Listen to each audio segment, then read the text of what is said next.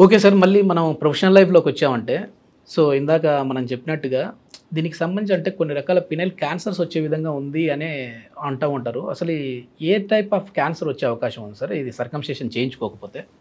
ఈ సర్కంసిషన్ చేయించుకోకపోతే ఏమవుతుందంటే, ఇక్కడ ఇప్పుడు మనకు అంగం ముందల చర్మం ఉంటది కదా! ఆ చర్మము ఉండడం వల్ల లోపల తేమ అనేది ఉంటుంది. మాయిశ్చర్ ఉంటుంది. సో, రిపీటెడ్‌గా ఇంటర్‌కోర్స్ చేసినప్పుడు బాక్టీరియా కావచ్చు, వైరస్ కావచ్చు, ఆ లోపల తేమలో ఉండిపోవడము, తేమలో పెరగడం ఇట్లాంటివి జరుగుతూ ఉంటుందన్నట్టు.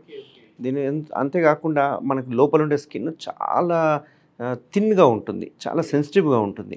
సో, ఈ స్కిన్‌తో పాటు అలాగే ఉండి స్కిన్‌తో గాని ఇంటర్‌కోట్ చేసినప్పుడు మైనర్ ట్రామాస్ అయితుంటాయి.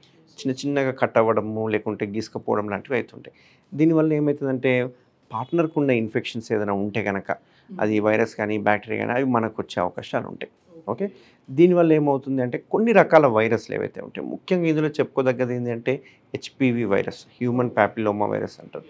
అందులో ఒక 4 స్ట్రెయిన్స్ ఉన్నాయి. అందులో ఒకటి 9, 11, 16, 18 అని చెప్పేసి ఈ 4 స్ట్రెయిన్స్ క్యాన్సరస్ స్ట్రెయిన్స్ అన్నట్టు. అంటే క్యాన్సర్ వచ్చే అవకాశాలుంటాయి. సో, ఈ హెచ్‌పివి గనక పార్ట్నర్ నుంచి అబ్బాయిలకు గనక సోకితే గనక, లేకుంటే మల్టిపుల్ పార్ట్నర్స్ మెయిన్‌గా ఇక్కడ చెప్పుకోవాల్సింది ఏంది అంటే ఇంటర్‌కోర్స్ విత్ మల్టిపుల్ పార్ట్నర్స్ చాలా ఇంపార్టెంట్ ఇక్కడ. ఎందుకంటే మల్టిపుల్ పార్ట్నర్స్‌తో ఇంటర్‌కోర్స్ చేయడం వల్ల క్యాన్సర్స్ వచ్చే అవకాశాలు చాలా ఎక్కువ ఉంటాయి. అది కూడా ఎర్లీ ఏజ్‌లోనే ఇంటర్‌కోర్స్ స్టార్ట్ చేయడం అది కూడా చాలా ఇంపార్టెంట్.